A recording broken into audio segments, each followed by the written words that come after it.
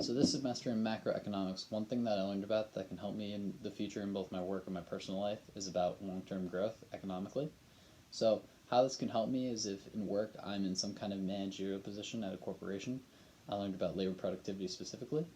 So with labor productivity, I learned that there's three ways to increase it, which are through physical capital, which is investing in company machines to help workers work better, human capital, which is education to humans to do their jobs better, and technological advancement, which pretty much is just advancing technology to do things better and like shorten the work chain.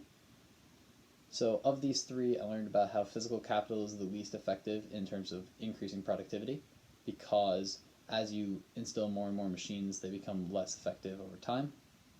Additionally, I learned about the fact that you can use growth accounting, which pretty much sets like the rates for each factor input, like human capital, physical capital, and technological process for calculating total factor productivity, which is like how much a country is able to produce based on those factor inputs. And pretty much what has this is shown is the fact that technological process produces the largest effect on a country's total factor productivity. Additionally, this is important realistically if I'm in that position because then I can determine what country I should set my base of operations in. On top of this, things I should look for are countries that have high investment rates and high domestic savings rates. We should also look for countries that subsidize infrastructure, specifically in like the public health sector, to make sure that their workers are safe.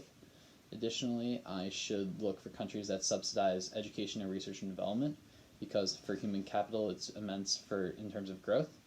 Additionally, I should look for countries that maintain a well-functioning financial system as that can help maintain a regular business cycle and make things not fall into chaos economically. Additionally, I should look for governments that protect people's property rights, should look for countries that are politically stable, and look for governments that provide good governance to their people. Additionally, I learned about the fact that the greatest threat right now to long-term economic growth is environmental degradation. And this is important to me because pretty much it's the biggest challenge right now to long-term growth, and if this is not addressed by the government, there could be serious implications both economically as well as environmentally for the entire planet. So as this transitions in my personal life, in terms of policy support, I'm now more educated on the fact that in terms of economic prospects, environmental protection actually is something that is economically beneficial to the people in the long term. Additionally, I learned about the fact that work productivity itself is decently correlated to different things such as like education as well as public health.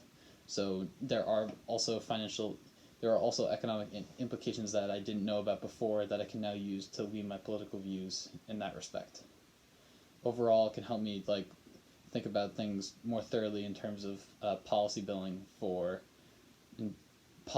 in terms of how I should look at how different things affect not only people, how they should affect the economy as a whole, and kind of tie up some misconceptions that are promoted politically in the world.